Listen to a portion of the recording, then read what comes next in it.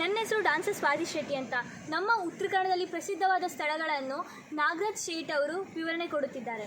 ಧನ್ಯವಾದಗಳು ಸ್ವಾತಿ ಶೆಟ್ಟಿ ಅವರೇ. ಈಗಾಗಲೇ ನಮ್ಮ ಉತ್ತರ ಕನ್ನಡ ಜಿಲ್ಲೆಯಲ್ಲಿ ನಮ್ಮ ಗೋಕರ್ಣ ಭಾಗದಲ್ಲಿ ಏನು ಆತ್ಮಲಿಂಗದ ಒಂದು ಸುಂದರವಾದ ಮತ್ತು ಜೀವಂತ ಆತ್ಮಲಿಂಗವನ್ನು ತಾವು ನೋಡ್ಬೋದು. ಮತ್ತು ಇಲ್ಲಿ ನಾವು ಗೋಕರ್ಣದಲ್ಲಿ ಒಂದು ಶಿವನ ಒಂದು ಅತಿ ದೊಡ್ಡದಾದಂಥ ವಿಗ್ರಹವನ್ನು ಕೂಡ ನೋಡ್ಬೋದು. ಮತ್ತು ಯಾಣದಲ್ಲಿ ಏನು ಮೋಹಿನಿ ಶಿಖರ ಹಾಗೂ ಮೋಹಿನಿ ಶಿಖರ ಮತ್ತು ಭೈರವೇಶ್ವರ ಶಿಖರವನ್ನು ಕೂಡ ತಾವು ನೋಡ್ಬೋದು. ಅಲ್ಲಿ ನೋಡ್ಬೋದು. ಮತ್ತು ವಿಷಯ ಏನಂದರೆ, ಮತ್ತು ನಮ್ಮ ಜಿಲ್ಲೆಯಲ್ಲಿ ಒಂದು ಕರಾವಳಿ ಭಾಗ ಮತ್ತು ಕರಾವಳಿ ಭಾಗ ಮತ್ತು ನಮ್ಮ ಮಲೆನಾಡು ಒಂದು ಗೂಡಿನಂತೆ ಇರುವಂಥ ಮತ್ತು ನದಿಗಳು ಕೂಡ ಇಲ್ಲಿ ಹೆಚ್ಚು ಹಲವು ನದಿಗಳು ಕೂಡ ಇದ್ದಾವೆ.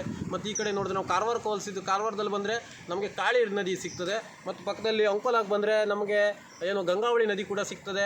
ಮತ್ತೇನೆಂದರೆ ಈ ಕಡೆ ನಮ್ಗೆ ಕುಮಟಾಗೆ ಬಂದರೆ ಅಘನಾಶಿನಿ ನದಿ, ನಮ್ಮ ಹೊನ್ನಾವರಕ್ಕೆ ಬಂದರೆ ನಮಗೆ ಶರಾವತಿ ನದಿ, ಭಟ್ಕಳಕ್ಕೆ ಹೋದರೆ ವೆಂಕಟಾಪುರ ನದಿ.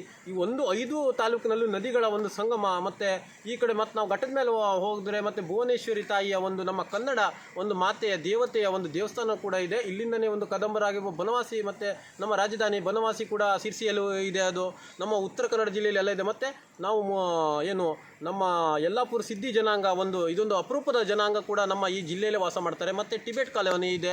ನಮ್ಮ ಟಿಬೆಟಿನವರಿಗೂ ಕೂಡ ನಮ್ಮ ಮುಂಡಗೋಡದಲ್ಲಿ ಒಂದು ಸ್ಥಾನವನ್ನು ಕೊಟ್ಟಿದ್ದೀವಿ. ಮತ್ತೇನೆಂದರೆ ಅಭಯಾರಣ್ಯ ಆಗಿರ್ಬೋದು, ಮತ್ತು ದಾಂಡೇಲಿಯಲ್ಲೂ ಕೂಡ ಇದೆ. ಮತ್ತು ಕಾಗದದ ಕಾರ್ಖಾನೆ ಕೂಡ ದಾಂಡೇಲಿಯಲ್ಲಿ ಇದೆ. ಈ ಜಿಲ್ಲೆಯಲ್ಲಿ ಏನಿದೆ ಏನಿಲ್ಲ ಅನ್ನೋದು ಎಲ್ಲದೂ ಕೂಡ ಇದೆ.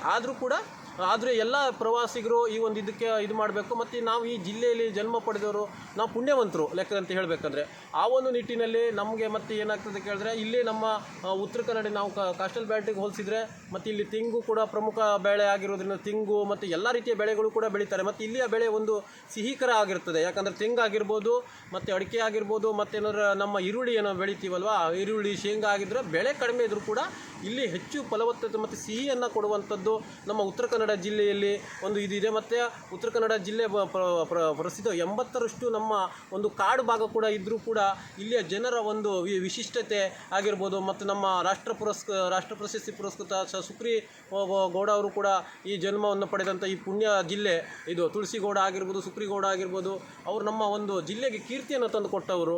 ಮತ್ತು ದಿನಕರ್ ದೇಸಾಯಿ ಆಗಿರ್ಬೋದು, ಮತ್ತು ಹೇಂಜಾ ನಾಯ್ಕ ಆಗಿರ್ಬೋದು, ಅವರೆಲ್ಲ ಕೂಡ ನಮ್ಮ ಜಿಲ್ಲೆಯಲ್ಲಿ ಜನ್ಮ ಪಡೆದಿರೋದು. ಅಂಥ ಜಿಲ್ಲೆಯಲ್ಲಿ ನಾವು ಜನ್ಮ ಪಡೆಯೋದು ನಮ್ಮ ಪುಣ್ಯವಂತರು ನಾವು. ಆ ನಿಟ್ಟಿನಲ್ಲಿ ಮತ್ತು ಶಿವನ ಆಗಿರ್ಬೋದು, ಮತ್ತು ಸಿರಿಸಿ ಮಾರಿಕಾಂಬೆ ಕೂಡ ನಮ್ಮ ಜಿಲ್ಲೆಯಲ್ಲಿ ವಾಸ ಮಾಡ್ತಾ ಇದ್ದಾಳೆ. ಇದು ರಾಜ್ಯದ ಅತಿ ದೊಡ್ಡ ಜಾತ್ರೆ ಕೂಡ ಅಲ್ಲಿ ನಡೀತದೆ. ಮತ್ತೇನೆಂದರೆ ಅಲ್ಲಿ ನಮ್ಮ ರಾಜ್ಯದ ದೇವತೆ ಅಂತಲೂ ಕೂಡ ಹೇಳ್ಬೋದು ಅದು ಸಿರಿಸಿ ಮಾರಿಕಾಂಬೆ.